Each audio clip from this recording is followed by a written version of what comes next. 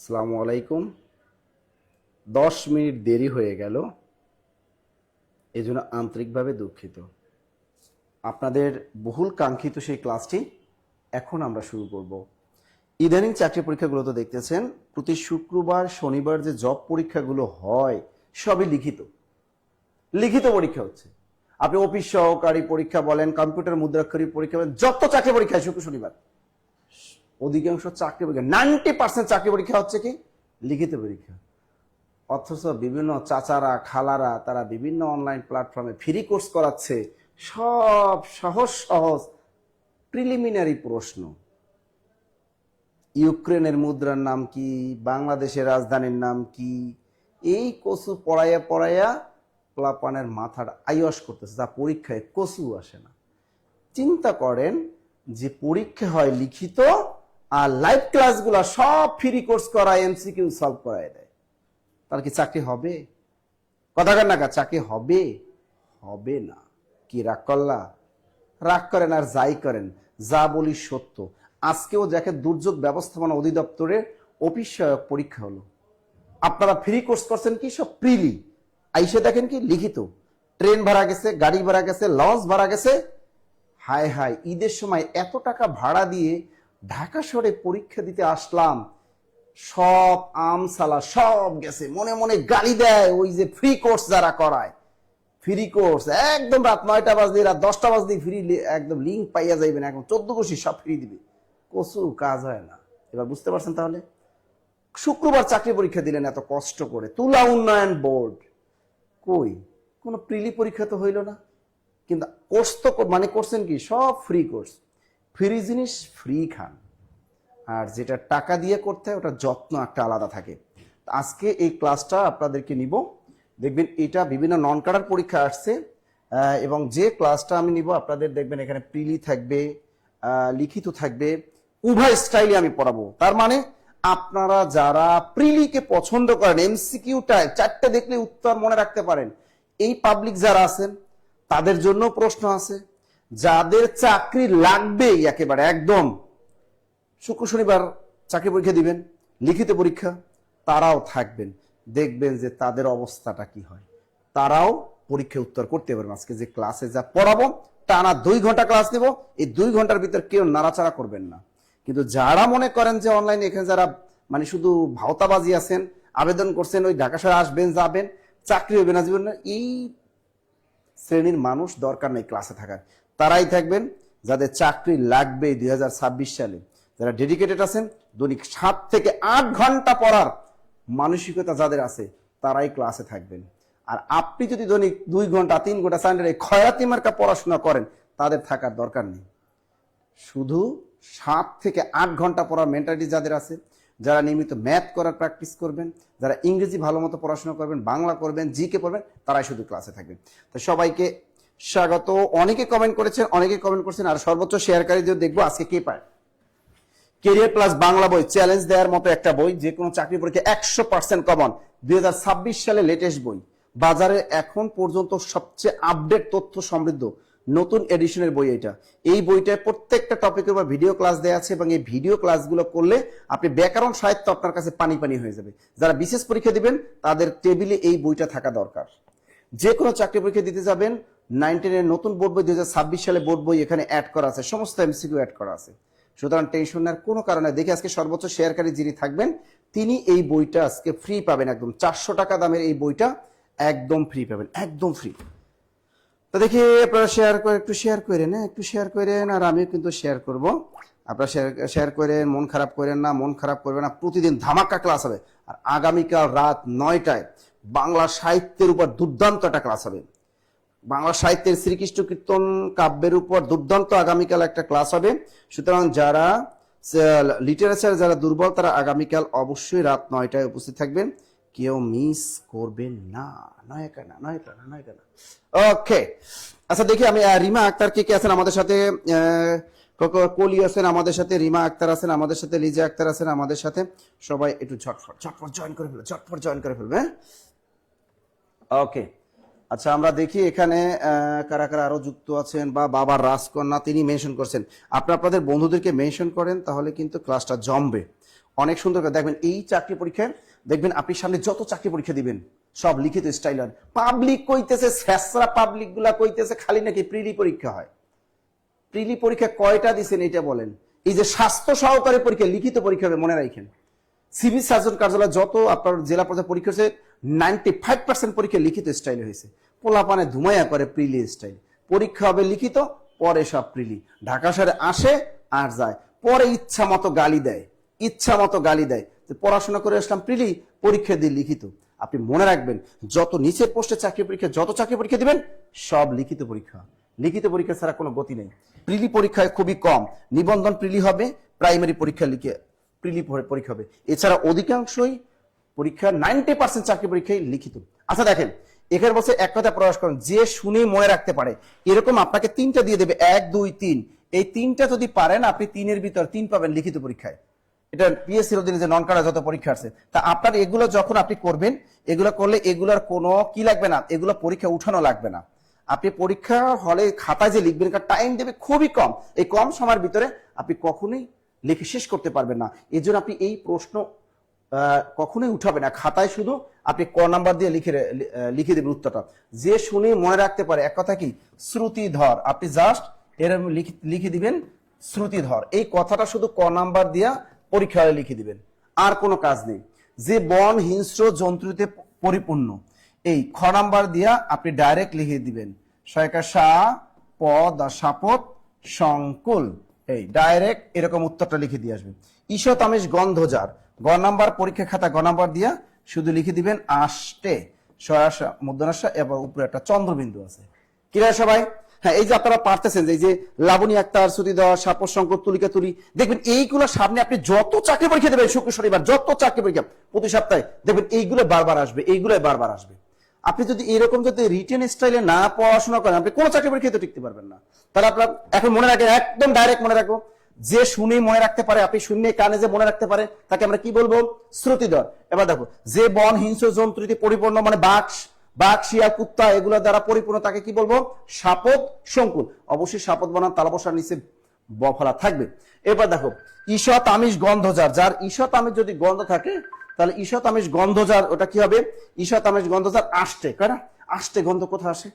ঈশত আমিষ গন্ধজার আষ্টে। যেমন আপনি দেখবেন ওই যে কি বলে, আমি একবার দিনাজপুর থেকে রংপুরে গাড়িতে আসতেছিলাম, তখন সৈয়দপুর না জানো কোন জায়গাটা আমি নামছিলাম গাড়ি থেকে, তখন দেখি প্রচুর পরিমাণে শুটকি আর শুটকি, ঠিক আছে? তো ওইখানে আষ্টে গন্ধটা আমি পেয়েছিলাম। তা ঈশত আমিষ গন্ধজার সমান সমান আষ্টে। বাহ, 3-এ 3 গ্যাসাং করে 3-এ 3 পেয়ে যাবেন, একদম 3-এ 3, একদম 3-এ 3।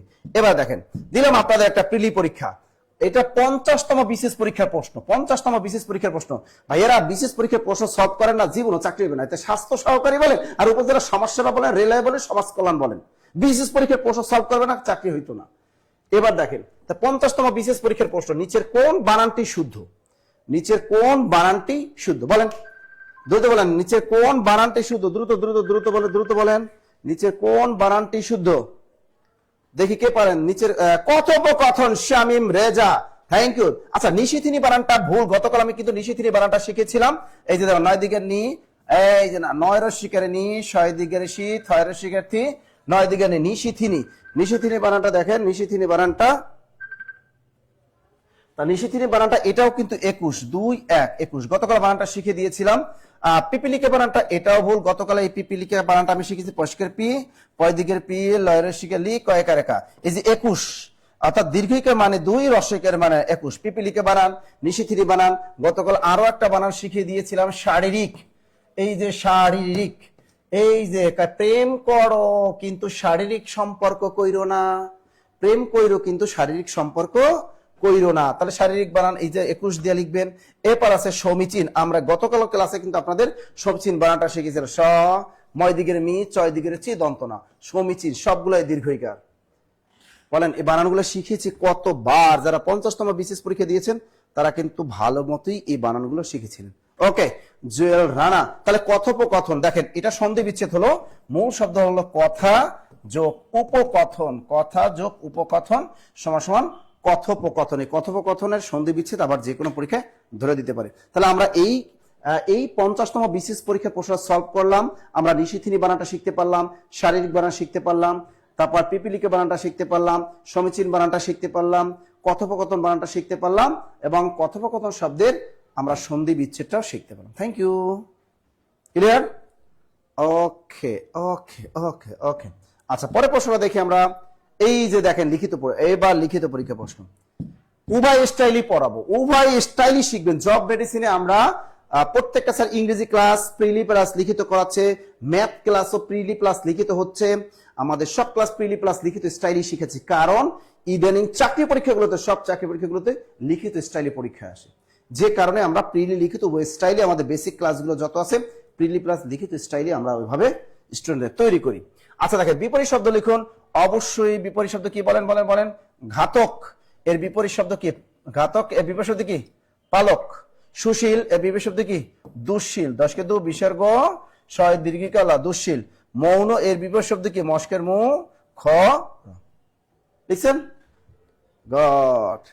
খাতক না, খাতক যদি হইতে তাহলে মহাজন। যদি এটা বলতাম ক্ষয়কার খাতক, খাতক তাহলে হইতো মহাজন। খাতক এটা কি? মহাজন। আর এটা খাতক না, এটা হলো ঘাতক। এটা হলো ঘাতক ঘাতক ঘাতক। ইমরান মাহমুদ, একটা বই কি জন্মে পাবো না প্রিয় স্যার? অবশ্যই পাবা, অবশ্যই। খাতক মহাজন আর ঘাতক মহাজন না, ঘাতক হবে পালক। আর ফাতেমা তুলি খেয়াল থাকবে, খেয়াল থাকবে। সর্বোচ্চ শেয়ারকারী যদি সর্বোচ্চ শেয়ার করেন কিরে প্লাস বই পেয়ে যান, টেনশনের কোনো কারণ নাই। তাহলে আমরা এখন যদি কোনো সামনে কোনো লিখিত পরীক্ষা আসে, ঘাতকের বিপরীত শব্দ কি? পালক। যদি আসে খাতক, বিপরীত শব্দ কি? মহাজন। যদি সুশীল এর বিপরীত শব্দ কি? দুঃশীল। 10 2 বিসর্গ শয় দুঃশীল। মৌন এর বিপরীত শব্দ কি? মুখর। মৌনের বিপরীত শব্দ কি? মুখর। টাস টাস টাস টাস করে পরীক্ষা হলে লিখে আসবে। এরপরে প্রশ্নটা আমাদের প্রিলি স্টাইলে পরীক্ষা প্রশ্ন। প্রিলি পরীক্ষা একমাত্র হবে, আপনি দেখেন আমাদের প্রাইমারি পরীক্ষাটা পরিপূর্ণ, প্রাইমারি প্রধান শিক্ষক নিয়ে পরীক্ষাটা প্রিলি পরীক্ষা হবে, কোনো লিখিত পরীক্ষা হবে না। প্রাইমারি সহকারী শিক্ষক নিয়ে পরীক্ষাটা প্রিলি পরীক্ষা হবে, কোনো লিখিত পরীক্ষা হবে না। এবং নিবন্ধন পরীক্ষা কোনো লিখিত পরীক্ষা হবে না, প্রিলি পরীক্ষা হবে।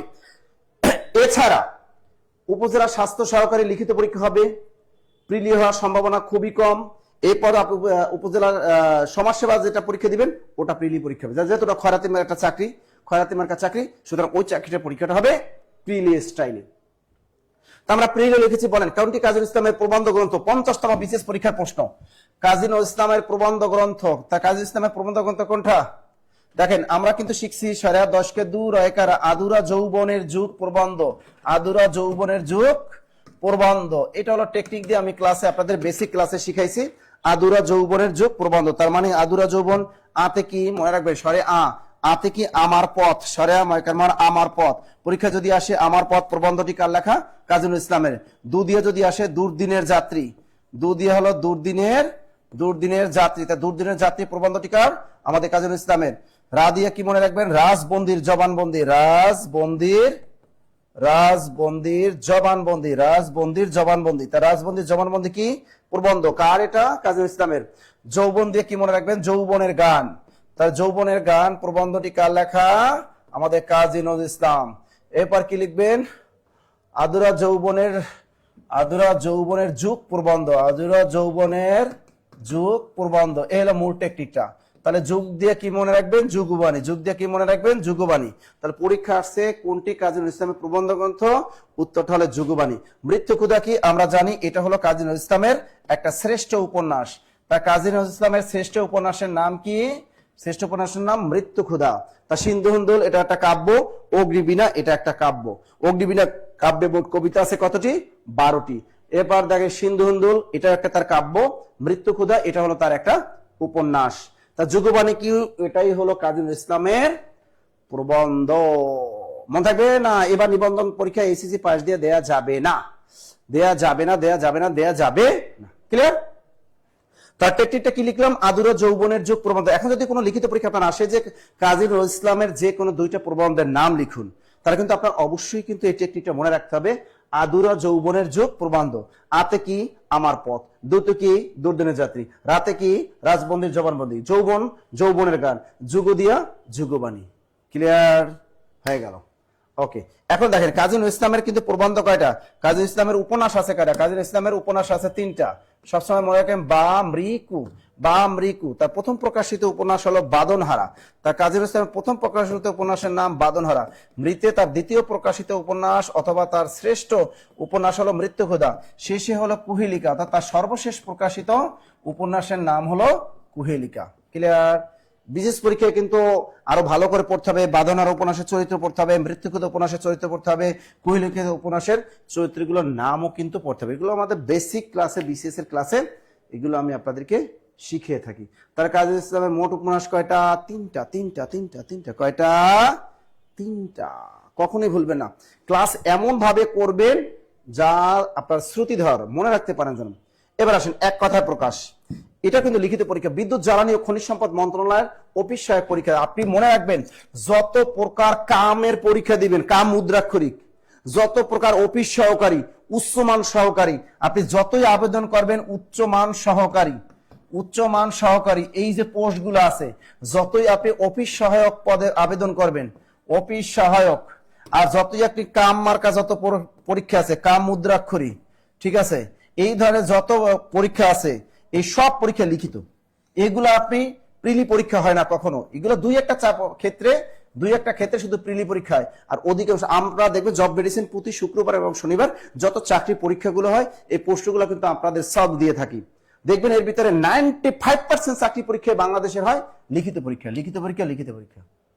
মনে থাকবে, লিখিত পরীক্ষা। স্যার রুদ্রমঙ্গল প্রবন্ধ, হ্যাঁ রুদ্রমঙ্গল, রথের রুদ্রমঙ্গল প্রবন্ধ, ভেরি ভেরি ইম্পর্টেন্ট, ওটা লিখি নাই। হ্যাঁ, রুদ্রমঙ্গল প্রবন্ধ গ্রন্থ।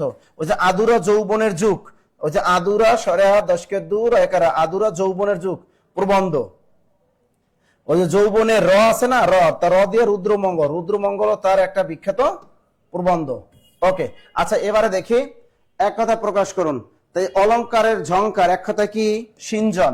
আপনি ক নাম্বার দিয়ে শুধু লিখে ফেলবেন সিঞ্জন, শেষকে সি, উপরে ইও, নিচে বর্গীয় জন আর সিঞ্জন। এই মূল প্রশ্ন উঠানোর আপনার কোনো দরকার নাই। যা ক্রমশ বর্ধিত হচ্ছে, যা অর্থাৎ বৃদ্ধি পাচ্ছে। এক নম্বর কি? যা ক্রমশ বৃদ্ধি পাচ্ছে, একটা কি? বর্ধিষ্ণু, ব ধয় রেপের অস্বীকার, এই শয়নাশনতে রস্যকার, বর্ধিষ্ণু। শুধু উত্তরগুলো লিখে দিবেন। ক্ষুদ্র বাগান এক কথায় কি? গ নাম্বার দিয়া আপনি শুধু লিখে দিবেন বাগিচা, বয়কারে বাগ, অস্কের গি, চকায় বাগিচা। এই 1 2 3 তিনটা পারবেন, একদম লিখিত পরীক্ষা 3 এ 3 দিয়ে দিবে আপনাকে। 3 এ 3 3 এ 3 3 এ 3 3 এ 3 3 এ 3 3 এ 3। ওকে okay okay okay okay okay ওকে। আপনারা কি রাগ করলেন? রাগ করেন না, আবার মনে রাখেন, মনে হয় মুখস্থ করেন। অলংকারের শব্দটা কি? অলংকারের ঝংকার এক কথা কি?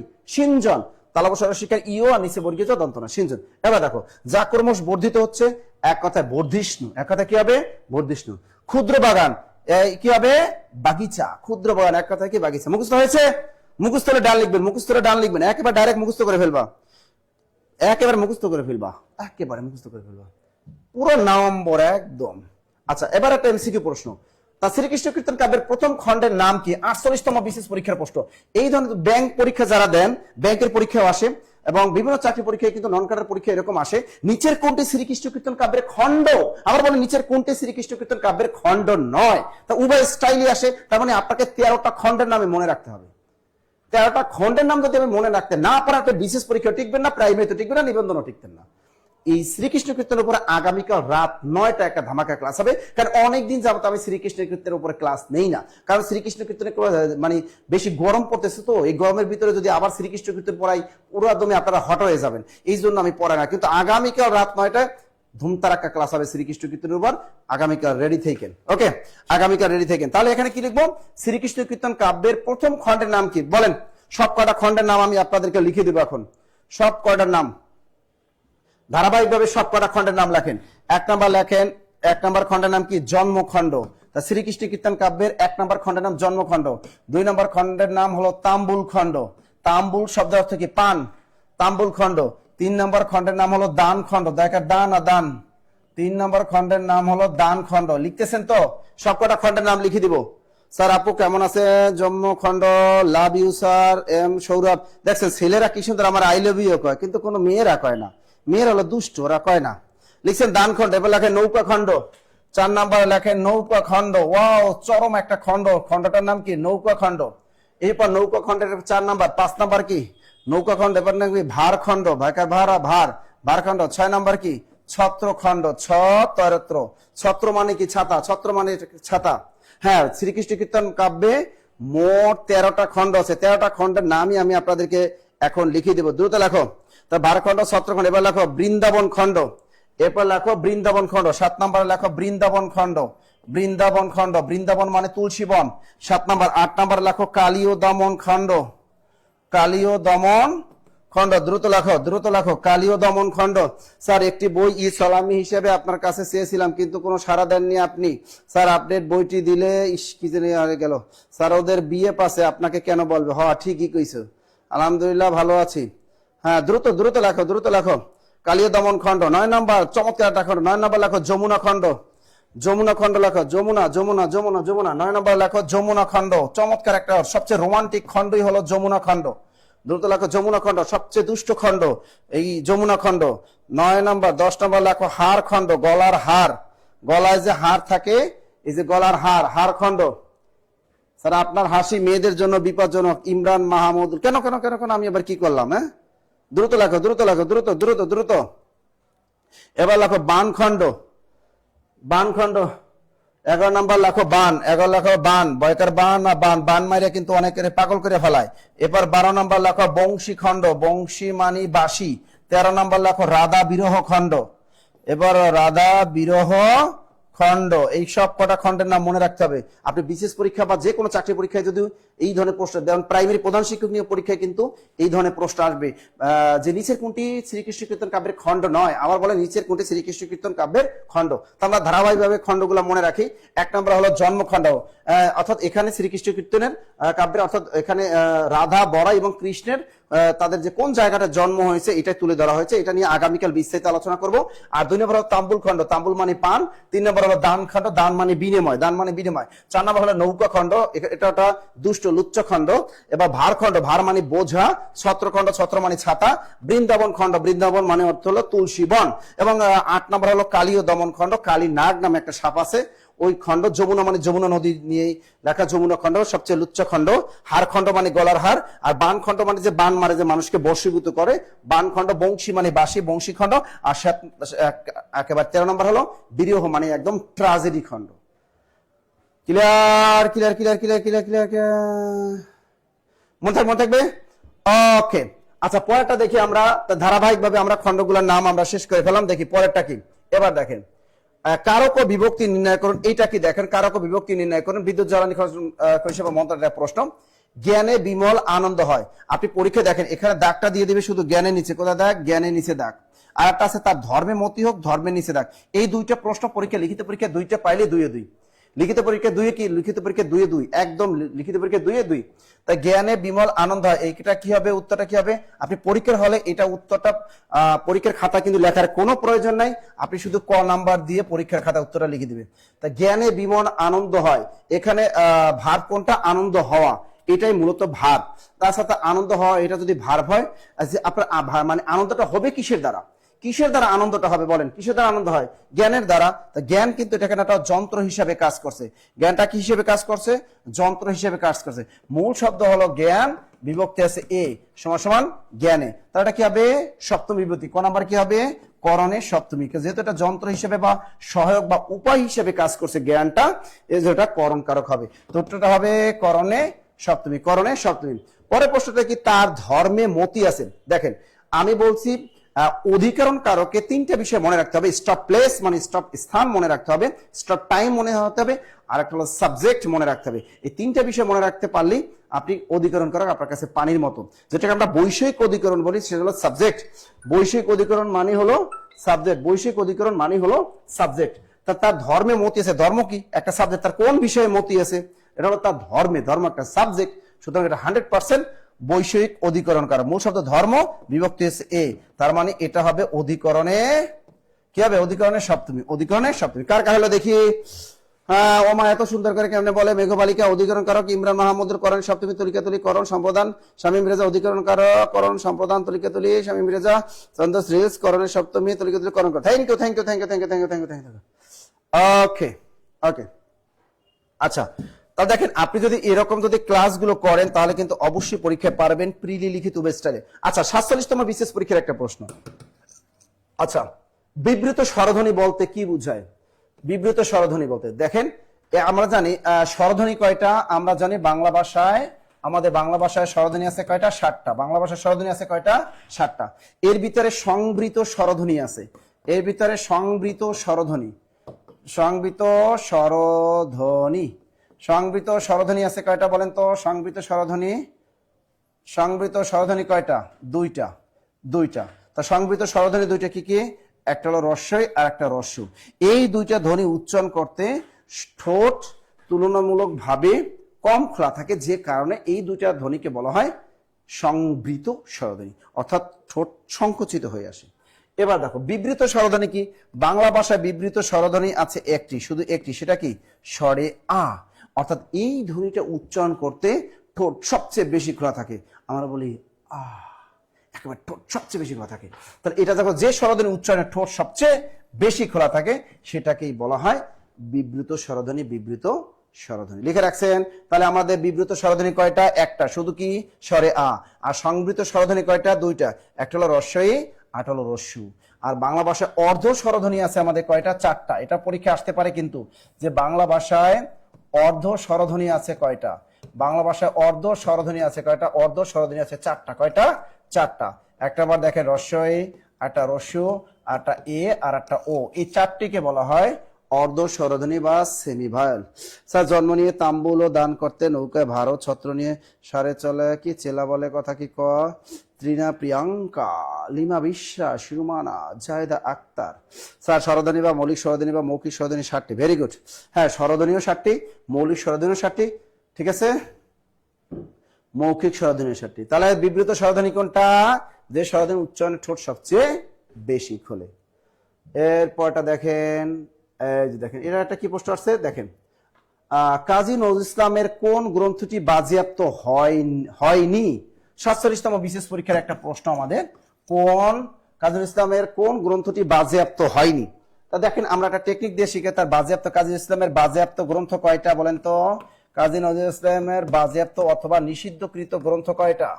কাজী নজরুল বাজেয়াপ্ত অথবা নিষিদ্ধকৃত গ্রন্থ কয়টা? বাজেয়াপ্ত অথবা নিষিদ্ধকৃত গ্রন্থ কয়টা? 5টা। আমরা জানি কাজী নজরুল ইসলামের নিষিদ্ধকৃত বা বাজেয়াপ্ত গ্রন্থ হলো 5টা। আমরা কিন্তু একটা টেকনিক দিয়ে শিখিয়েছিলাম আপনাদের, যে ভাবির প্রাচুর্য আছে অনেক, ভাবির প্রাচুর্য আছে অনেক, ভাবির কিন্তু আমাদের অনেক প্রাচুর্য আছে। তার ভাবির প্রাচুর্য আছে অনেক, এই টেকনিকটা শিখে দিয়েছিলাম। ভা দিয়ে মনে রাখছিলাম আমরা ভাঙার গান, তার ভাঙার গান। এরপর বি দিয়ে আমরা মনে রেখেছিলাম বিষের বাসি, বিষের বাসি। এবার প্রয় দিয়ে মনে রাখবো প্রলয় শিখা, প্রলয় শিখা। চ দিয়ে আমরা কি মনে রেখেছিলাম? চন্দ্রবিন্দু, চন্দ্রবিন্দু, তাই না? জ দিয়ে আমরা কি মনে ছিলাম? যুগবাণী, যুগবাণী। তা এই 5টা গ্রন্থই কিন্তু তার নিষিদ্ধকৃত বা বাজেয়াপ্ত গ্রন্থ। তাহলে 1 নম্বর কি শিখলাম? ভাঙার গান। 2 নম্বরে বিষেবাসী, প্রথমে প্রলয় শিখা, চতে চন্দ্রবিন্দু, জতে যুগবাণী। তার টেকনিকটার নাম কি? ভাবির প্রাচুর্য আছে অনেক। তার এই হলো বাজেয়াপ্ত বা নিষিদ্ধকৃত গ্রন্থই। তার বলছে কাজী নজরুল ইসলামের কোন গ্রন্থটি বাজেয়াপ্ত হয়নি?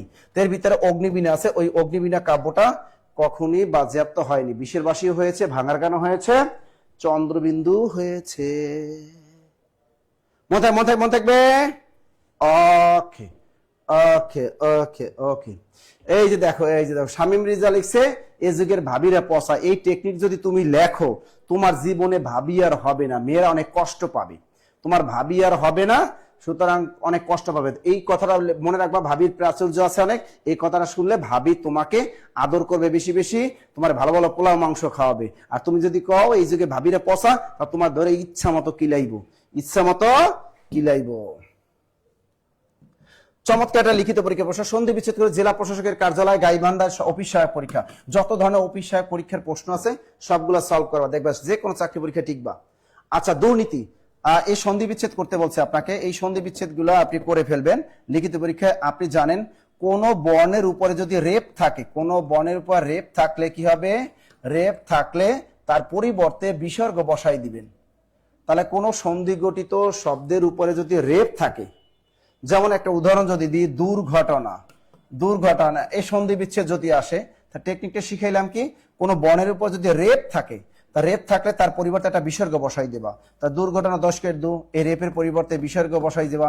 এবার একটা ঘটনা ঘটাই দাও, ঘটনা ঘটনা। দেখছেন? ক্লিয়ার? তাহলে কোন বর্ণের উপর যদি রেপ থাকে তার পরিবর্তে ডাইরেক্ট একটা বিসর্গ মারিয়ে দিবা, তাহলে হয়ে গেল।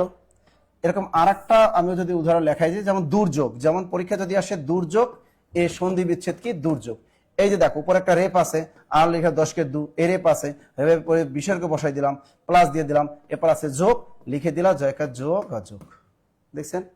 তা দুর্নীতিরে করো, দুর্নীতি করো, দুর্নীতি করো, একটু দুর্নীতি করো, দুর্নীতি করো। দুর্নীতি কারা করে? সরকারি চাকরিজীবীরা দুর্নীতি করে না? কারণ সরকারি চাকরিজীবী মানেই হলো দুর্নীতি। তুমি মনে করো দুর্নীতি যদি বাংলাদেশে না থাকতো, আমরা এই কোর্স করাইতে পারতাম না, বিশেষ কোর্স করাইতে পারতাম না, চাকরি কোনো কোর্সই করাইতে পারতাম না। তুমি উপজেলা সমাজসেবা চাকরি করো, বেতন পাবা খরাতির মতো 20,000 টাকা। এই 20,000 টাকা দিয়ে তোমার কিছু হবে? কিচ্ছু হবে না। তুমি যাইতেছো কারণে যাই ঘুষ খাবা। এই ঘুষ খাওয়ার জন্যই কিন্তু সরকারি চাকরি, ঘুষ খাওয়ার জন্যই সবাই সরকারি চাকরিতে যায়, তাই না? এই যে দেখেন, তা দুর্নীতি করার উপরে রেপ আছে, দুর্নীতি করো দশকের দু, এই রেপের পরিবর্তে বিসর্গ মেরে দাও, প্লাস মেরে দাও। এবার নীতি কথা বলবা। এবার কি করবা? নীতি কথা বলবা। এবার পরীক্ষা আমরা জানি রস্বইকার কিংবা দীর্ঘইকারের পর রস্বইকার কিংবা দীর্ঘইকার থাকলে উভয় মিলে রস্বইকার হয়। এই যে আমাদের পরিমণির পরীক্ষা বানানে পরিমণি হবে, পরিযোগ আর ইচ্ছা বানানে অল টাইম দীর্ঘই ক্ষীয়তে আকার ইচ্ছা।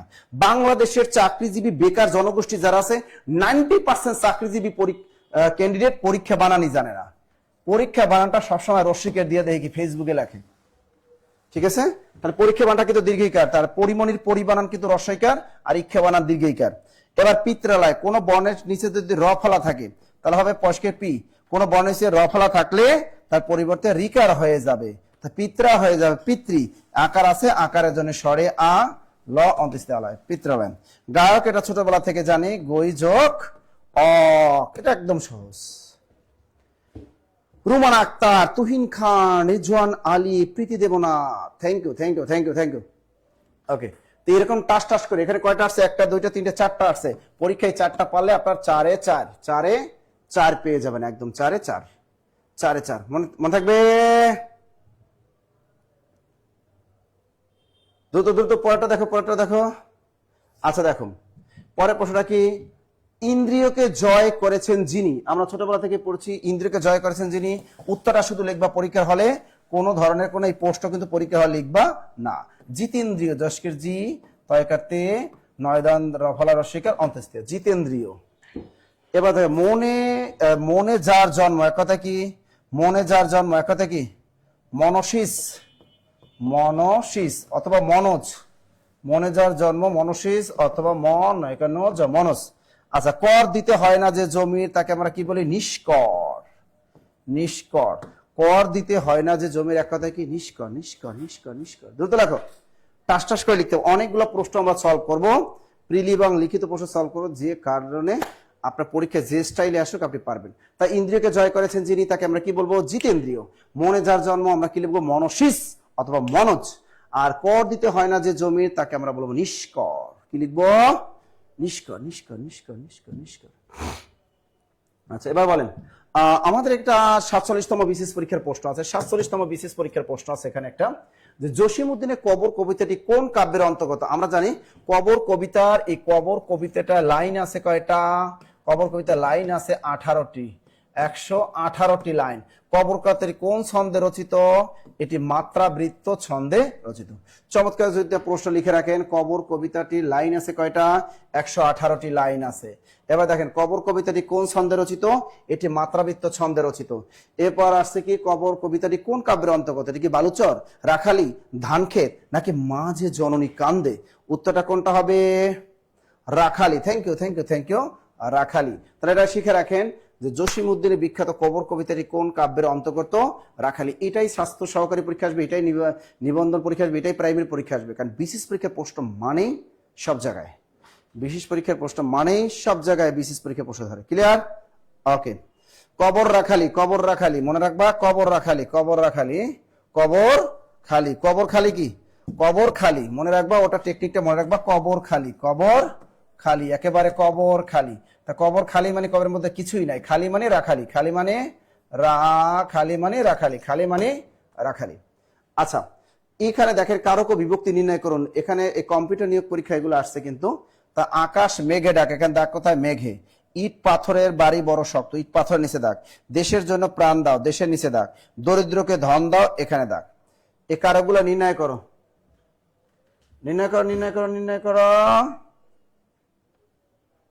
দ্রুত নির্ণয় করো, দ্রুত দ্রুত দ্রুত দ্রুত। দেখে কে কে পারেন? ক নাম্বার কি হবে, খ নাম্বার কি হবে, গ নাম্বার কি হবে, ঘ নাম্বার কি হবে? দ্রুত বলো।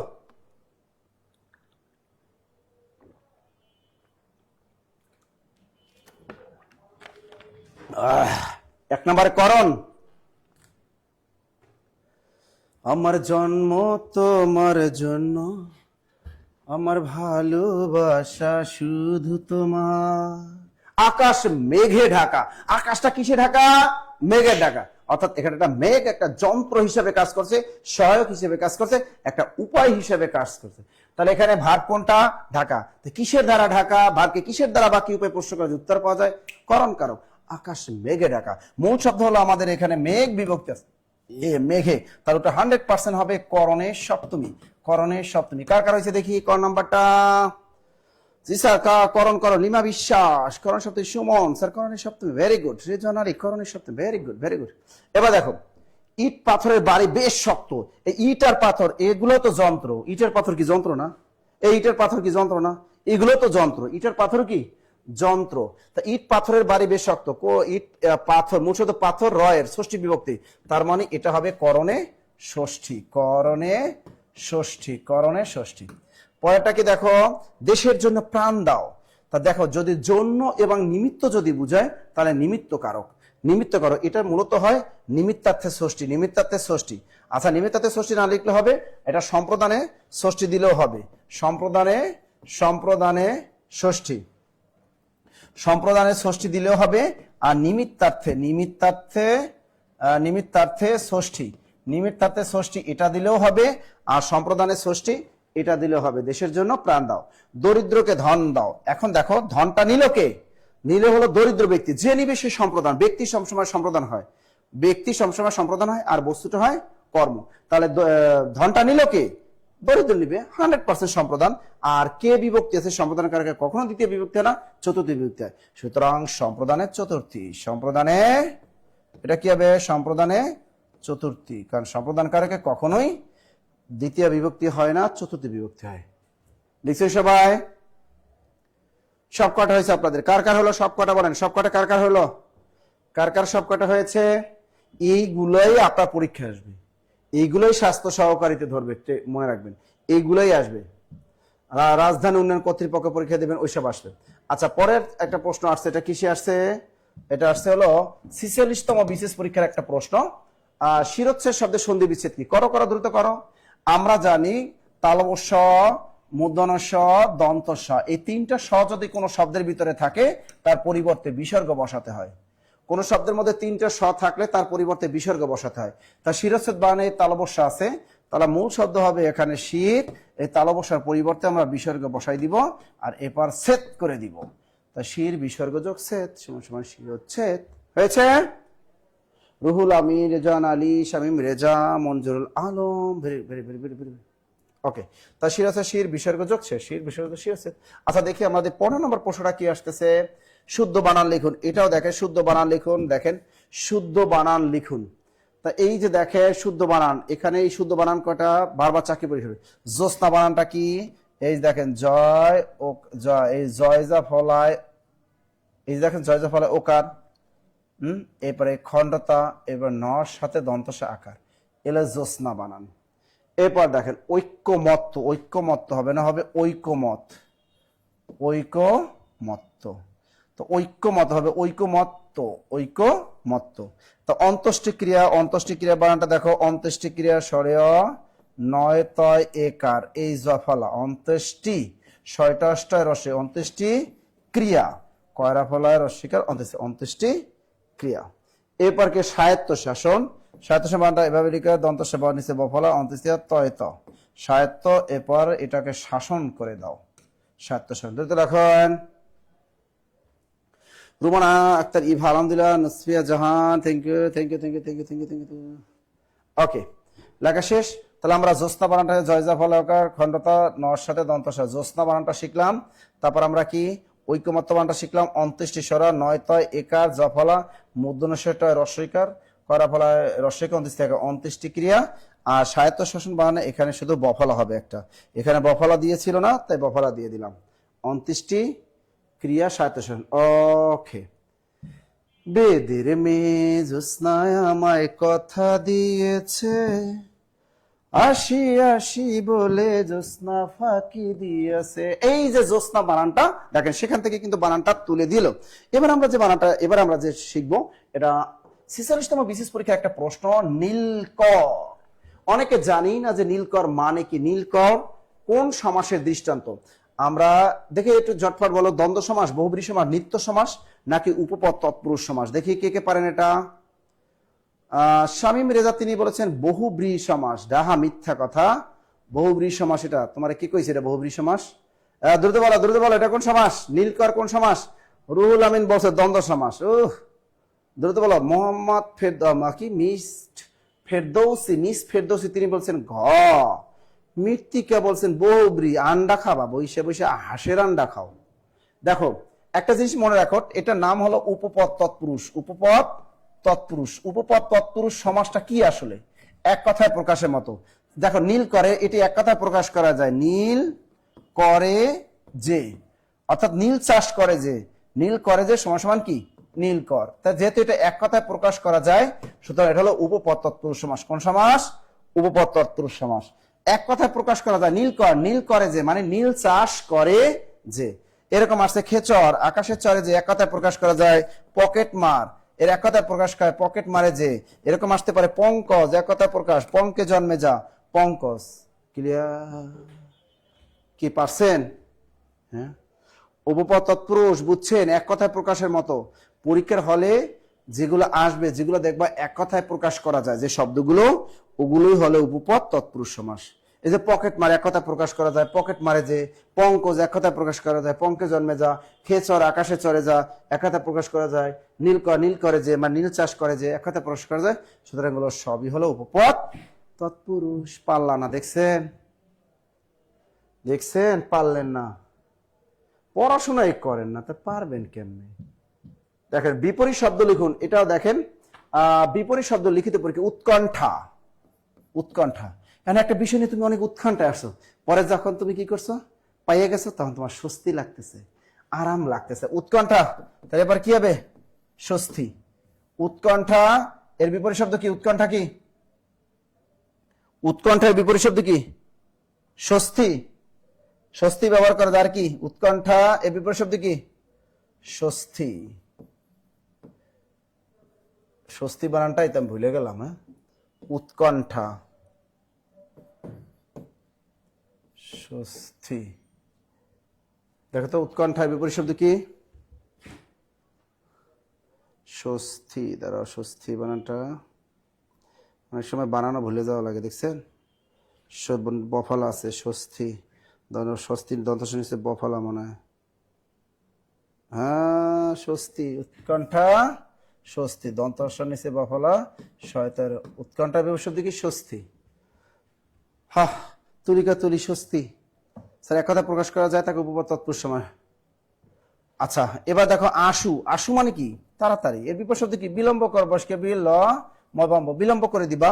তোমার জ্বলন এর বিপরীত শব্দ কি? নির্বাপন।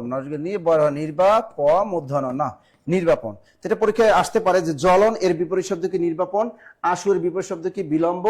উৎকণ্ঠার বিপরীত শব্দ স্বস্তি বানান দন্তস নিচে ফলা আর দন্তস নিচে তো স্বস্তি না হবে স্বস্তি। লিখছেন উৎকণ্ঠা স্বস্তি। রুমান আক্তার, ইভা, রুহুল আমিন, তুহিন। নির্ভয় দিলে হবে না। হ্যাঁ, নির্ভয় হবে না কেন? নির্ভয় দিলে হবে। তবে উৎকণ্ঠা স্বস্তি এটাই বেটার। আশু বিলম্ব, জ্বলন নির্বাপন। আচ্ছা, পরটা বাংলা একাডেমি চমৎকার একটা প্রশ্ন আসছে। বাংলা একাডেমি প্রণীত বাংলা বানানের নিয়ম কত সালে প্রণীত হয়? দ্রুত বলো। এখান থেকে আমি আরো কয়েকটা প্রশ্ন তোমাদের লিখিয়ে দিব যেগুলো পরীক্ষা আসতে পারে। প্রথমার্থে আসতে পারে যে কলকাতা বিশ্ববিদ্যালয় প্রথম বাংলা বানান নিয়ম চালু করে কত সালে? এটা পরীক্ষা কিন্তু আসছিল। কলকাতা বিশ্ববিদ্যালয় নিবন্ধন পরীক্ষা আসছিল। কলকাতা বিশ্ববিদ্যালয় প্রথম বাংলা নিয়ম চালু করে কত সালে? এটা লিখে রাখো 1936 সালে। এরপর লিখে রাখো Paschimbanga Bangla academy, Paschimbanga Paschimbanga Paschimbanga Bangla academy, Bangla academy, ওটা একাডেমি না একাডেমি, পশ্চিমবঙ্গ বাংলা একাডেমি প্রথম বাংলা নিয়ম চালু করে কত সালে? 1995 সালে। কোন 95 সালে লিখছেন। এরপর লেখেন এরপর আমরা লিখতে পারি কি এনসিটিবি, জাতীয় শিক্ষাক্রম ও পাঠ্যপুস্তক বোর্ড, এনসিটিবি প্রথম বাংলা বানান নিয়ম চালু করে কত সালে? এনসিটিবি প্রথম বানান নিয়ম চালু করে 1988 সালে। এরপর দেখো বাংলা একাডেমি প্রথম বানান অভিধান চালু করে কত সালে? বাংলা একাডেমি বানান অভিধান, বাংলা একাডেমি একাডেমি বানান অভিধান, বাংলা একাডেমি বানান অভিধান চালু করে কত সালে? 1994 সালে। 1994 সালে। তাই এখান থেকে আমরা কয়টা প্রশ্ন শিখলাম? যে বাংলা একাডেমি প্রমিত বাংলা বানান নিয়ম চালু করে কত সালে? 1992 সালে। কারা কারা পারছেন? সবাই পারছেন আমরা জানি।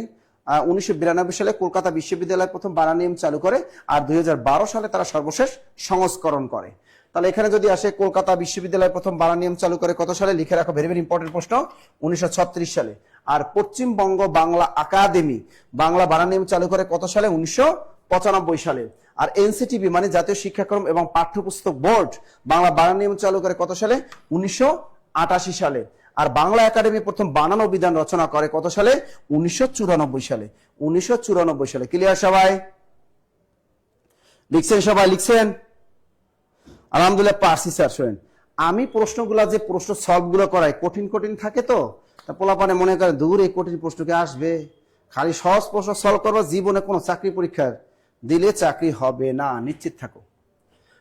তাহলে এটা হয়ে গেল, কতগুলো প্রশ্ন আমরা শিখতে পারলাম। বিসিএস পরীক্ষার বাইরে থেকে কখনোই আসবে না, আসবে না, আসবে না। আচ্ছা, অর্থ সহ বাক্য রচনা করুন। অর্থ সহ বাক্য, তার এর মানে এটা মানে বাগধারা।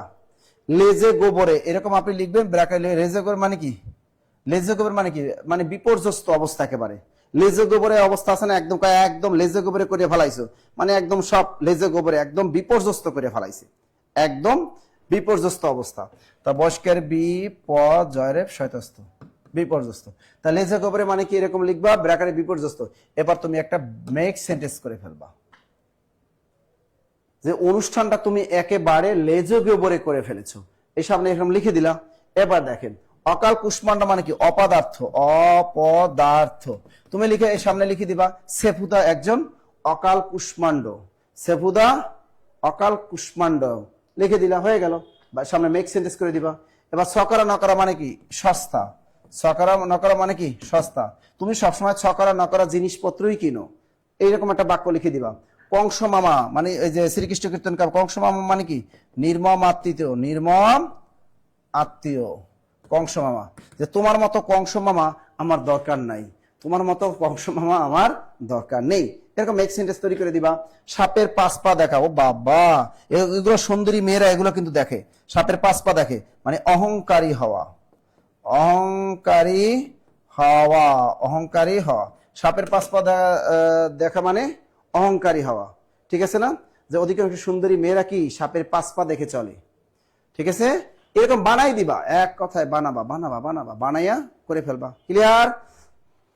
একদম এগুলো মুখস্থ করে ফেলবা। তারপর মেক সেন্টেন্স তোমার মনের মাধুরী মিশিয়ে দিয়ে পরীক্ষার খাতা লিখে দেওয়া। তার লেজে গোবরে মানে কি? বিপর্যস্ত, অকাল কুষ্মাণ্ড অপদার্থ, ছকরা নকরা সস্তা, কংস মামা নির্মম আত্মীয়, সাপের 5 পা দেখা অহংকারী হওয়া। ক্লিয়ার?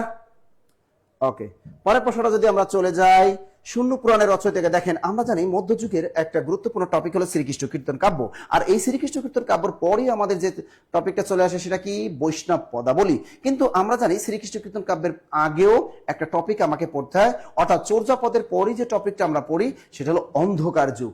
এই অন্ধকার যুগ সম্পর্কে আমাদের একটু জানতে হবে, তাহলে আপনি পারবেন। তা অন্ধকার যুগ এর আরেক নাম হলো আধার যুগ, আর এর আরেক নাম হলো তামস যুগ। তাকে তামস যুগ, এই তিনটা একই জিনিস কিন্তু। তাহলে আমরা কি শিখলাম? অন্ধকার যুগ অথবা আধার যুগ অথবা তামস যুগ। আমরা জানি এই অন্ধকার যুগ হলো 1201 থেকে 1350 সমান 150 বছর হলো বাংলা সাহিত্যে অন্ধকার যুগ বা আধার যুগ অথবা তাম যুগ। আর এই অন্ধকার যুগের জন্য দায়ী করা হয় তুর্কি সেনাপতি ইখতিয়ার উদ্দিন বিন মোহাম্মদ বখতিয়ার খলজিকে। ধারণা করা হয় 1201 থেকে 1350 এই সময়কালের মধ্যে উল্লেখযোগ্য কোনো বাংলা সাহিত্য রচনা হয়নি, এই জন্য এই যুগটাকে বলা হয় অন্ধকার যুগ। তবুও আমরা এই যুগে কিন্তু তিনটে সাহিত্যের নিদর্শন কিন্তু খুঁজে পাই। তার ভিতরে এক নম্বর হলো প্রাকৃত পৈঙ্গল, যেটি শ্রীহর্ষ রচিত। তা আমরা এবারে শিখবো সেই অন্ধকার যুগের প্রথম সাহিত্য।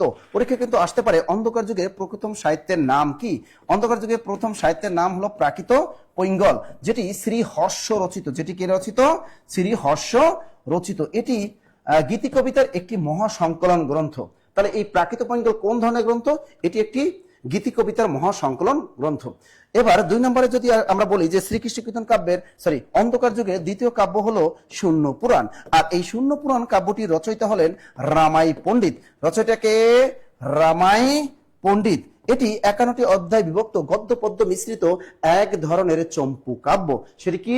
সেটি হলো শূন্য পুরাণ। 3 নম্বরে আমরা জানি শেখ শুভদয়া। শেখ শুভদয়া এটা লিখেছেন আমাদের হলায়ুদ মিশ্র। হলায়ুদ মিশ্র। এটি কিন্তু 25টি অধ্যায় বিভক্ত গদ্য পদ্য মিশ্রিত এক ধরনের চম্পু কাব্য। প্রচুর সংস্কৃত শব্দ মিশ্রণ থাকায় এবং বাংলা সংস্কৃত শব্দ কিছু মিশ্রণ থাকায় এই গ্রন্থটাকে ডক্টর সুনীতি কুমার চট্টোপাধ্যায় বলেছিলেন ডক সংস্কৃত বা কুত্তা সংস্কৃত। তাহলে এবার ধারাবাহিকভাবে মনে রাখবা যে অন্ধকার যুগের প্রথম সাহিত্য হলো প্রাকৃত পৈঙ্গল, যেটি শ্রীহর্ষ রচিত। অন্ধকার যুগের দ্বিতীয় সাহিত্য হলো শূন্য পুরাণ, যেটি রামাই পণ্ডিত রচিত। এবং অন্ধকার যুগের সর্বশেষ সাহিত্য হলো শেখ শুভদয়া, যেটি হলায়ুদ মিশ্র রচিত। তো পরীক্ষা এখানে প্রশ্ন করেছে যে শূন্য পুরাণের রচয়িতাকে, উত্তরটা হবে রামাই পণ্ডিত। লিখছেন সবাই? লিখছেন। ইনি আগামীকাল আবার বিস্তারিত ক্লাস হবে। আগামীকাল সাহিত্যের ক্লাসে রাত 9টা থাকবেন, বিস্তারিত পড়ানো হবে। পরের প্রশ্নটা যদি আমরা চলে যাই, দেখি ঝটফট এক কথায় প্রকাশ করবো আমরা। এখানে বলছে যা নিবারণ করা কষ্টকর। 1 নম্বর হলো দুর্নিবার। যা নিবারণ করা কষ্টকর, এক কথায় কি? দুর্নিবার। অনায়াসে যা লাভ করা যায়, এক কথায় কি হবে? অনায়াসে লভ্য। অনায়াসে যা লাভ করা যায়, দ্রুত লেখো, দ্রুত। অনায়াসে যা লাভ করা যায়, দ্রুত লেখো। সহজলভ্য, দ্রুত লেখো। অনায়াসে যা লাভ করা যায়, সহজলভ্য। অনায়াসে যা লাভ করা যায়, সহজলভ্য। নৌকা চলাচলের যোগ্য, এক কথায় কি? নাব্য। নৌকা চলাচলের যোগ্য, এক কথায় কি লিখবা? নাব্য। যার উপস্থিত বুদ্ধি আছে, এক কথায় কি? প্রত্যুৎ পণ্য। মানে তয়জাফলা রসুকার জফলা খণ্ডতা প্রত্যুৎ পণ্যমতি। পণ্য ম তস্কৃতি প্রত্যুৎ পণ্যমতি। এবার কি একই সময় বর্তমান, এককে কি লিখবেন? সমসাময়িক। আবার লিখেন না সমসাময়িক, হবে সমসাময়িক। তাহলে যা নিবারণ করা কষ্টকর, এক কথা কি লিখবা? দুর্নিবার। পরীক্ষার হলে এগুলো লেখার দরকার নাই, শুধু উত্তর লিখবা। অনায়াসে যা লাভ করা যায়, এক কথায় কি? সহজলভ্য। নৌকা চলাচলের যোগ্য, এক কথায় কি? নাব্য। যার উপস্থিত বুদ্ধি আছে, এক কথায় কি? প্রত্যুৎ পণ্যমতি। একই সময় বর্তমান, এক কথা হলো সমসাময়িক। তুলি চন্দ্রদাস রিলস জীবন নাহা চন্দ্রদাস তুহিন খান রুহুল আমিন। ওকে, সমসাময়িক। Very good. আচ্ছা, পরের প্রশ্নটা যদি আমরা একটু ঝটফট চলে যাই, শুদ্ধ বানান গুচ্ছ শব্দ কোনটি? দেখেন চমৎকার একটা প্রশ্ন আসছে। এই প্রশ্নটা কিন্তু আসছে আমাদের 45তম বিসিএস পরীক্ষায়। তা এখানে 45তম বিসিএস পরীক্ষার প্রশ্ন কি আসছে দেখো। 45তম বিসিএস পরীক্ষার প্রশ্ন শিরোচ্ছেদ। এখানে শিরোচ্ছেদ বানানটা ঠিক আছে, দরিদ্রতা বানানো ঠিক আছে, সমীচীন বানানটা ক নাম্বারের উত্তর? খেয়াল রাখবেন, দারিদ্র এটা হলো নাউন। দারিদ্র বানানে জফলা হবে, কিন্তু দরিদ্র বানানে কোনো জফলা হবে না। কিন্তু দরিদ্র যখন আপনি অ্যাডজেক্টিভে রূপান্তর, দরিদ্রকে যখন নাউনে রূপান্তর করবেন, তখন হয়ে যাবে দরিদ্রতা। তা দারিদ্র বানানো শুদ্ধ, দরিদ্র বানানো শুদ্ধ, দরিদ্রতা বানানো শুদ্ধ। মনে রাখবেন, দারিদ্র বানানে জফলা থাকে, কিন্তু দরিদ্র বানানে কোনো জফলা থাকে না। তার উত্তরটা কি হবে? ক নাম্বার। আর সমীচীন বানাতে সবই দীর্ঘিকার। লিখছেন সবাই? লিখেছেন? তাড়াতাড়ি। মন থাকবে। ওকে, আচ্ছা, পরের প্রশ্নটা যদি আমরা একটু করি, পরের প্রশ্ন দেখি, এক কথায় প্রকাশ করুন জেলা প্রশাসকের কার্যালয় পরীক্ষা যারা দিবেন। এই জেলা প্রশাসকের কার্যালয় আমরা প্রচুর পরিমাণে অ্যাপ্লাই করেন, সিভিল সার্জন কার্যালয় অ্যাপ্লাই করেন, কিন্তু পরীক্ষা টেকেন না। এই জন্য রিটেন পরীক্ষা পড়তে হবে। নষ্ট হয় স্বভাব যার, এক কথায় কি নশ্বর। নষ্ট করার এক কথা কি লিখবেন? নশ্বর। যে শুনি মনে রাখতে পারে এক কথা কি বলবো? শ্রুতিধর। শ্রুতিধর। জাস্ট উত্তরগুলো লিখে আসবে পরীক্ষার হলে। যার কোনো তিথি নেই এক কথা কি? যার কোনো তিথি নেই, অতিথি। যার কোনো তিথি নেই এক কথা কি? অতিথি। সেবা করার ইচ্ছে এক কথা কি? শুশ্রূষা। সেবা করার ইচ্ছে এক কথা কি? শুশ্রূষা। দ্রুত লেখেন, দ্রুত দ্রুত দ্রুত দ্রুত দ্রুত। হ্যাঁ, শ্রুতিধা, দ্রুত লেখেন। শুশ্রূষা, দ্রুত লেখেন। শুশ্রূষা। শুশ্রূষা বানানটা ভুল লিখলাম না? হ্যাঁ, তাহলে এটা কি লিখলাম? যে নষ্ট হয় স্বভাব যার এক কথা কি? নশ্বর। যে শুনি মনে রাখতে পারে এক কথা কি? শ্রুতিদার। যার কোনো তিথি নেই এক কথা কি? অতিথি। তারপর সেবা করার ইচ্ছা শুশ্রূষা। হয়ে গেল। Very good. দেখছেন রুমানা নাসি, রুহুল আমিন, দেখছেন এই যে বিনতে হাসান, আপনারা যে এই ক্লাসগুলো করতেছেন এগুলা কাজে লাগবে, এগুলা কাজে লাগবে। দেখবেন পরীক্ষার হলে যে কোনো চাকরি পরীক্ষা ঢাকা শহরে আসবেন, জেলা পর্যায়ে যাবেন, দেখবেন মনে রাখবেন। চমৎকার একটা প্রশ্ন। সর্বপ্রথম বাংলা ভাষার ব্যাকরণ রচনা করেন কে? মনল দাসন প্রসাদ, রাজা রামমোহন রায়, রামেন্দ্র সুন্দর ত্রিবেদী, নাকি নাথানিয়েল ব্রাসি হ্যালহেড? এই ধরনের প্রশ্ন পাঠতে হলে আপনাকে কিন্তু বিস্তারিত ব্যাকরণে ক্লাস করতে হবে, কারণ এই বেসিক ক্লাসে কিন্তু আমি আপনাদেরকে অনেকবার করেছি যে প্রশ্ন কই বলে এখানে বলতে সর্বপ্রথম বাংলা ভাষার বলেছে, ভাষার। আর যদি বলে সর্বপ্রথম বাংলা ভাষায় রচিত, ভাষায় একটা মনে রাখবেন, ভাষায় আর একটা হলো ভাষার। যেহেতু এটা বলছে ভাষার, তার মানে পর্তুগিজ শ্যাম্পু, মনে রাখবেন পর্তুগিজ শ্যাম্পু, তার মানে মনল দা আসুম্পোসাও। শ্যাম্পু মানে মনল দা আসুম্পোসাও। এই যে ভাষার, তা বাংলা ভাষার প্রথম ব্যাকরণ নাম ভোকাবুলারি এম ইদুমা বেন গোল্লা ই পর্তুগিজ, অর্থাৎ পর্তুগিজ শ্যাম্পু মানে পর্তুগিজ ব্যাকরণ এই বইটা লিখেছেন। তা বাংলা ভাষার প্রথম ব্যাকরণ ভোকাবুলারি এম ইদুমা বেন গোল্লা ই পর্তুগিজ। যে বইটি রচনা করেছেন একজন পর্তুগিজ ফ্রেঙ্গি, যার নাম হলো মনল দা আসুম্পোসাও। তিনি গাজীপুরের ভালোবাসে কিন্তু এই বইটা রচনা করেন। 1743 সালে পর্তুগালের রাজধানী লিসবন থেকে এই বইটা প্রকাশ পায়। 1743 সালে পর্তুগালের রাজধানী লিসবন থেকে এই বইটা প্রকাশ পায়। এরপরে বাংলা ভাষার দ্বিতীয় ব্যাকরণ রচনা করেন এই যে নাথানিয়েল ব্রাসি হ্যালহেড। নাথানিয়েল, যাকে আমরা চিনি এনভি হ্যালহেড নামে পরিচিত, যার বিখ্যাত গ্রন্থ হলো a grammar of the Bengal language. লিখে রাখেন, এটা হলো বাংলা ভাষার দ্বিতীয় ব্যাকরণ গ্রন্থ, a grammar of the Bengal language. A grammar of the Bengal language, LLNGS। এই বইটা 1778 সালে কিন্তু এই বইটা প্রকাশ পায়। এরপর দেখেন বাংলা ভাষায় যদি বলে, বাংলা ভাষায় রচিত প্রথম ব্যাকরণ নাম, উত্তরটা হবে রাজা রামমোহন রায় বিখ্যাত গৌড়ীয় ব্যাকরণ। এই বইটার নাম গৌড়ীয় ব্যাকরণ। এটা 1833 সালে, এটা 1800 কত সালে, এটি কিন্তু 1833 সালে কিন্তু প্রকাশ পায়। তা যদি বলে বাংলা ভাষায় রচিত প্রথম ব্যাকরণের নাম, উত্তরটা হবে গৌড়ীয় ব্যাকরণ। আর যদি বলে বাংলা ভাষার প্রথম ব্যাকরণের নাম, তাহলে হবে ভোকাবুলারি এম ইদিওমা বেনগল্লা ই পর্তুগিজ। তা বাংলা ভাষার প্রথম ব্যাকরণবিদকে এই মনল দা আসুম্পোসাও। আর বাংলা ভাষায় রচিত প্রথম ব্যাকরণ রচনা করছেন কে? রাজা রামমোহন রায়। আর বাংলা ভাষার দ্বিতীয় ব্যাকরণ যদি বই বলে, তার উত্তরটা অবশ্যই হবে a grammar of the Bengal language. এটা লিখেছে Nathaniel Brassey Halhed. Clear? Clear clear clear. Okay, পরের প্রশ্নটা কি হয়, আমরা চলে যাই পরের প্রশ্নটা একটু চলে যাই। এক কথায় প্রকাশ করুন, দেখি এক কথায় প্রকাশ কি আসছে। দেখো, জয় করার ইচ্ছে এক কথায় কি? জয় করার ইচ্ছে জিগিসা, যশকের জি, গয় দিগের গি, মূর্ধন্য শাখা, জিগিসা। শুধু উত্তরটা লিখে আমরা পরীক্ষা। যে মেঘে প্রচুর বৃষ্টি হয় এক কথা কি? সংবর্ত। যে মেঘে প্রচুর বৃষ্টি হয় কি লিখে দিবা? সংবর্ত। যার উপস্থিত বুদ্ধি আছে প্রত্যুৎ পণ্যমতি, এটা একবার লিখেছি আমরা, প্রত্যুৎ পণ্যমতি। দেখছেন রিপিট করছে এটা। ধনুকের ধ্বনি এক কথা হবে টঙ্কার। ধনুকের ধ্বনি এক কথা, উত্তর হবে টঙ্কার। ক্লিয়ার? ও সাথী রে তুমি ছাড়া ভালো লাগে না। তাহলে জয় করার ইচ্ছা এক কথা কি? জিগিসা। জিগিসা যশকে জি, গদিকে মধ্যশা, জিগিসা। যে মেঘে প্রচুর বৃষ্টি হয় সংবর্ত। এবার কি? যার উপস্থিত বুদ্ধি আছে এক কথায় প্রত্যুৎ পণ্যমতি। এবার কি লিখছে? ধনুকের ধ্বনি এক কথা হবে টঙ্কার, টঙ্কার, টঙ্কার। তাদের পরের প্রশ্নটা আমরা দেখি, নিচের কোনটি যৌগিক শব্দ? যৌগিক শব্দ তা যৌগিক শব্দের একটা টেকনিক কিন্তু আমি লিখেছিলাম, মধুর মিতালিকায় কর্তব্য না করে বাবুয়ানা ভাব করে রাধুনী ধৌতকে সঙ্গে নিয়ে গোলাপি চিকা মারতে গেল।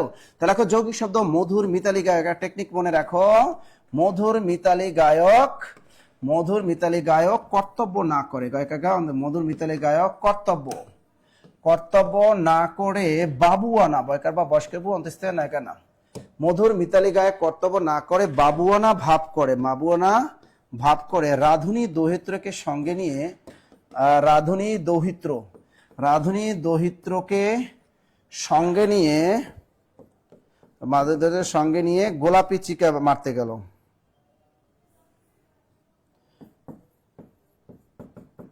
সঙ্গে নিয়ে গোলাপি চিকা মারতে গেল, গোলাপি চিকা মারতে গেল।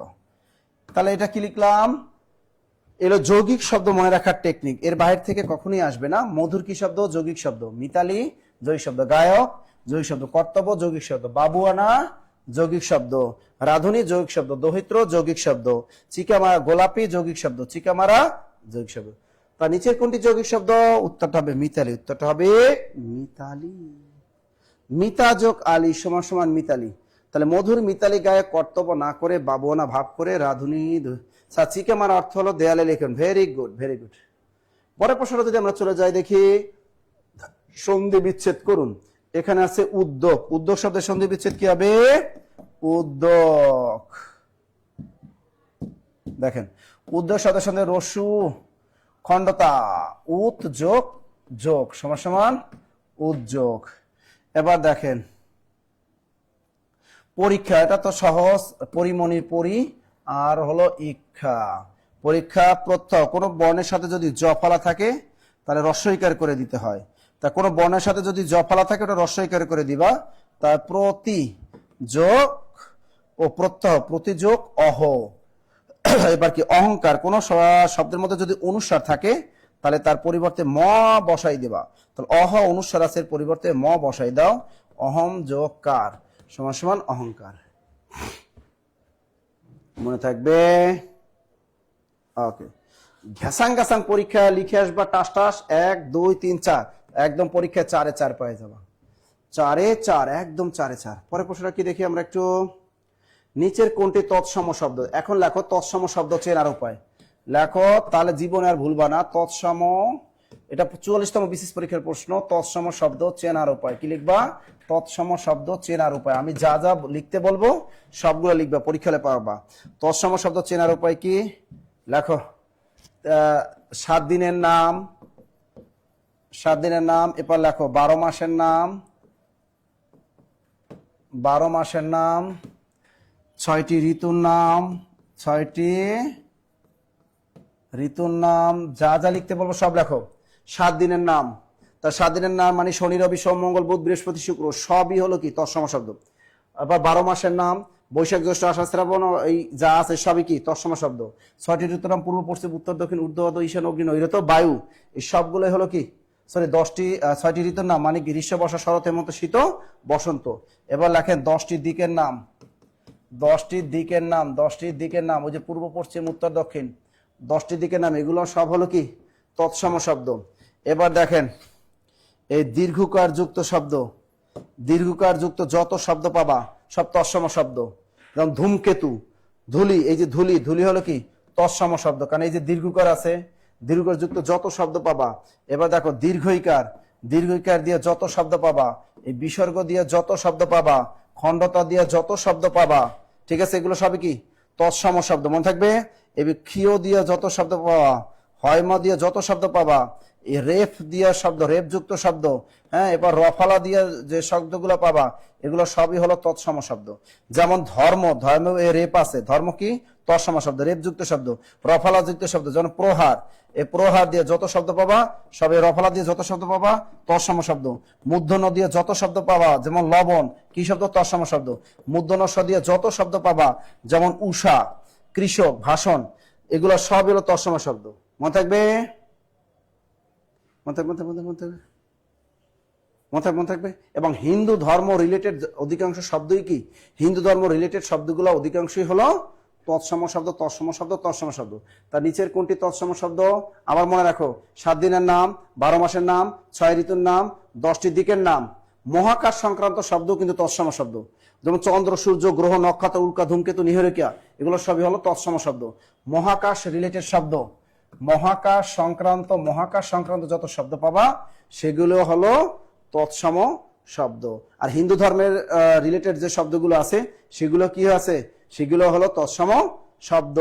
দীর্ঘ দিয়ে যত শব্দ আছে তৎসম শব্দ, দীর্ঘইকার দিয়ে যত শব্দ আছে তৎসম শব্দ, বিসর্গ দিয়া যত শব্দ আছে তৎসম শব্দ, খণ্ডতা দিয়ে যত শব্দ পাবো তৎসম শব্দ, ক্ষীয় দিয়া হয়মা দিয়ে যত শব্দ তৎসম শব্দ, রেপ যুক্ত শব্দ তৎসম শব্দ, রফালা যুক্ত শব্দ তৎসম শব্দ, মূর্ধন্য এবং মূর্ধন্য যুক্ত যত শব্দ আছে সবই হলো তৎসম শব্দ। এবং মহাকাশ সংক্রান্ত রিলেটেড যত শব্দ আছে সবই হলো তৎসম শব্দ। ক্লিয়ার? Clear clear clear. নিচের বাগধারার অর্থ সহ সঠিক অর্থ প্রকাশ করো, দ্রুত বলো। অগত্যা মধুসূদন অনন্যপায় হয়। অধ্যক্ষ লিজা আক্তার, 10টি দিক কি কি? পূর্ব, পশ্চিম, উত্তর, দক্ষিণ, ঊর্ধ্ব, অধ, ঈশান, অগ্নি, নৈরত, বায়ু। দ্রুত লেখেন।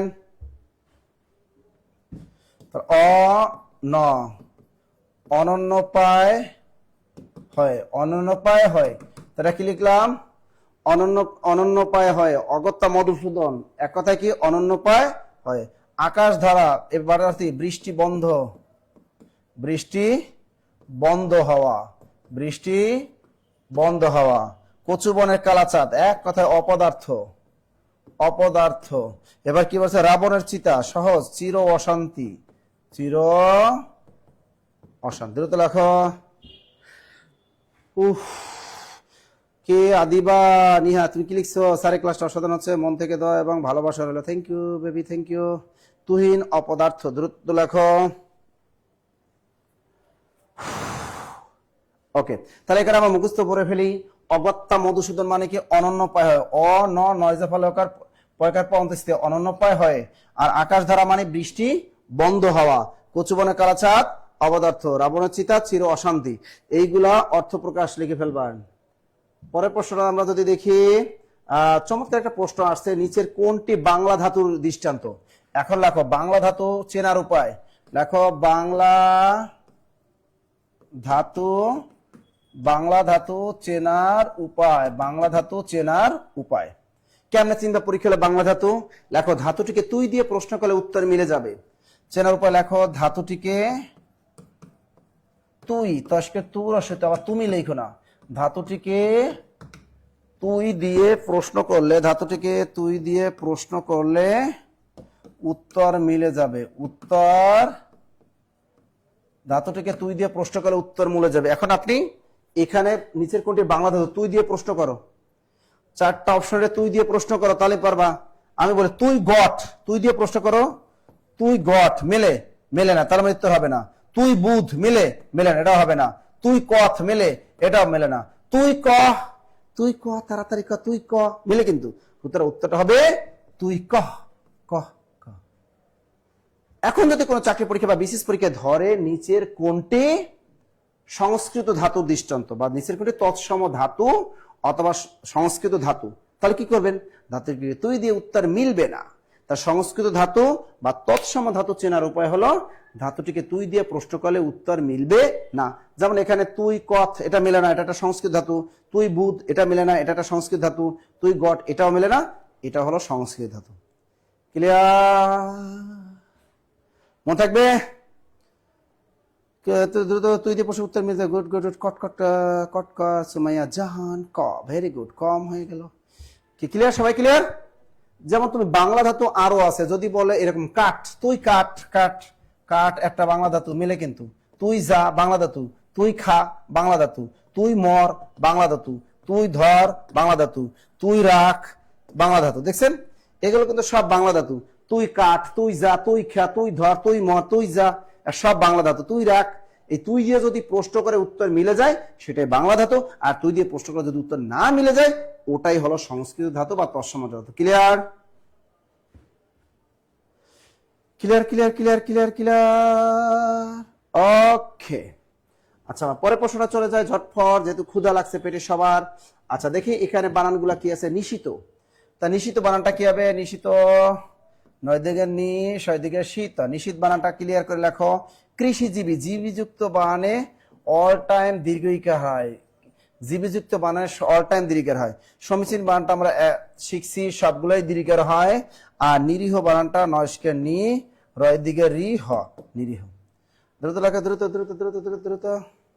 হ্যাঁ তুই কাট, তবে সব ক্ষেত্রে তুই দিয়ে প্রশ্ন উত্তর আসবে না স্যার। ভিস, তুই ভিস শব্দটি তুই দিয়ে প্রশ্ন করলে মিলবে, কিন্তু ভিস বাংলা ধাতু। ওরে ভাই দুই একটা তো থাকবে ব্যতিক্রম, সবকিছু কি এক হয়? লিখছেন?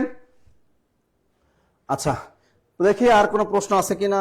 31, শেষ, আল্লাহ শেষ।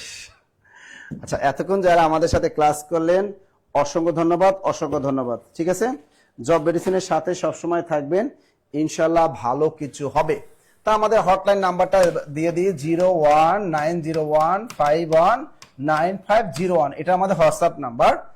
আর এই যে যারা 10 থেকে 20তম গ্রেডের চাকরি পরীক্ষাগুলো দেন তাদেরকে উদ্দেশ্য করে বলি, আজকে আমরা বিসিএস পরীক্ষার প্রশ্ন সলভ করালাম এবং 10 থেকে 20তম গ্রেডের প্রশ্ন সলভ করালাম। আপনি যে বিসিএস কোর্সে ভর্তি হলে আমাদের মাত্র 4000 টাকা, বিসিএস কোর্সে ভর্তি হলে মাত্র 4000 টাকা, একদম লেকচার সহ। আর আপনারা যারা এই 10 থেকে 20তম গ্রেড প্রিলি প্লাস লিখিত ক্লাস যদি করতে চান, প্রিলি প্লাস লিখিত কোর্স যদি করতে চান, দুটি একসাথে করতে পারবেন মাত্র 1550 টাকা দিয়ে। এবং এর সাথে সকল লেকচার শিট ফ্রি, একদম লেকচার শিট যা আছে সব ফ্রি। বাংলা, ইংরেজি, জিকে, ম্যাথ সবগুলোই একদম করতে পারবেন। আর এক সেট বই অবশ্যই আপনি ফ্রি পেয়ে যাবেন, এক সেট বই অবশ্যই আপনি একদম ফ্রি পাবেন। এগুলো মনে করেন 10 থেকে 20তম গ্রেড বিভিন্ন মন্ত্রণালয় অধিদপ্তর যে অফিস সহকারী কাম কম্পিউটার মুদ্রাকে বা উচ্চমান সহকারী চাকরি পরীক্ষাগুলো যে হয়, ছোট ছোট চাকরি পরীক্ষা, ওই ড্রাইভার পোস্ট থেকে শুরু করে যত নিচের যাতে চাকরি আছে সবই লিখিত পরীক্ষা হয়। এই জন্য লিখিত কোর্সটাই আপনাদের জন্য পারফেক্ট। লিখিত আমরা প্রিলি প্লাস লিখিত স্টাইলে আপনাদের পড়িয়ে থাকবো। বাংলা ক্লাস হবে, জিকে ক্লাস হবে, এবং আমাদের আগামীকাল কিন্তু আমাদের জিকে ক্লাস আছে, জিকে ক্লাস হবে। তারপর আমাদের ইংরেজি ক্লাস আছে, কিন্তু ইংরেজি ক্লাস হলো ইংরেজি ক্লাস, সবগুলো মিলিয়েই কিন্তু আমাদের এই টাকাটা মাত্র 1550 টাকা অনলাইন কোর্স ফি। আর সারা বাংলাদেশে আমাদের অফলাইন যে শাখাগুলো আছে সেখানে গিয়ে আপনি ভর্তি হতে পারবেন। আর আমাদের বিসিএস কোর্সে করতে পারবেন একদম লেকচার শীর্ষ মাত্র 4000 টাকা দিয়ে আপনি 51তম বিসিএস ফাউন্ডেশন কোর্সটা আপনি করতে পারবেন। ক্লাসটা কেমন লাগলো একটু কমেন্টের মাধ্যমে জানিয়ে দেন। আর আজকে সর্বোচ্চ শেয়ারকারী মোহাম্মদ রেজওয়ান আলী, আজকে ক্যারিয়ার প্লাস বাংলা বই বিজয়ী 400 টাকার বইটা পেয়ে গেছে মোহাম্মদ রেজওয়ান আলী, আজকে সর্বোচ্চ শেয়ারকারী মোহাম্মদ রেজওয়ান আলী। আর নিবন্ধনের জন্য আমাদের কোর্স ফি হলো, নিবন্ধনের জন্য সাবজেক্টিভের কোর্স ফি হলো মাত্র আমাদের 1650 টাকা। নিবন্ধনের জন্য হ্যান্ডনোট, এই ধরনের হ্যান্ডনোট আপনারা পাবেন নিবন্ধন লিখিত পরীক্ষার জন্য 140 নম্বর এমসিকিউর জন্য, এটা হলো মাত্র 1650 টাকা। আর নিবন্ধন সাবজেক্টিভের জন্য যদি ভর্তি হন তাহলে লেকচার শিট গাইড বই পাবেন একটা, এটা মাত্র 1250 টাকা, অনলাইনে ভর্তি হতে পারবেন। হ্যাঁ বই দিব নিশ্চিত কিছু দিবি, আলহামদুলিল্লাহ। নিবন্ধনের ব্যাচ কিন্তু আমাদের আগামীকাল থেকে কিন্তু আমাদের নিবন্ধনের ব্যাচ কিন্তু আগে শুরু হয়ে গেছে। আপনি নিবন্ধন সাবজেক্টিভে ভর্তি হবেন নাকি জেনারেলে সেটা আপনাদের জানতে হবে আগে। সালিমা বিশ্বাস, দিব 19তম নিবন্ধন নতুন ব্যাচ আগামীকাল থেকে। আপনার নতুন ব্যাচ, আপনার সাবজেক্ট কি সেটা বলেন আগে। কি কোন স্যার এত শেয়ার করলাম তাও পেলাম না। ইমরান মাহমুদুল হরে পাইল না। অমিনন্দন মোহাম্মদ রেজান আলী, মৃত্তিকা বাবু তুমি পাইল না। কানিস পাতুলি নিষিদ্ধ কিছু সমীচীন। ওকে, তা যাই হোক, আজকে যারা ক্লাসটা করলেন অসংখ্য ধন্যবাদ। এরকম যদি ক্লাসগুলো করতে পারেন আর বেসিক ক্লাসগুলো যদি সব সাবজেক্টে করতে পারেন, আপনার চাকরি কেউ ঠেকাতে পারবে না। আর ভুংবাং যত দেখবেন যেগুলো আছে ভুংবাং, ওগুলো দিয়ে কোনো লাভ নাই, চাকরি কখনোই হবে না। বেসিক ক্লাস ব্যতীত কখনোই হবে না।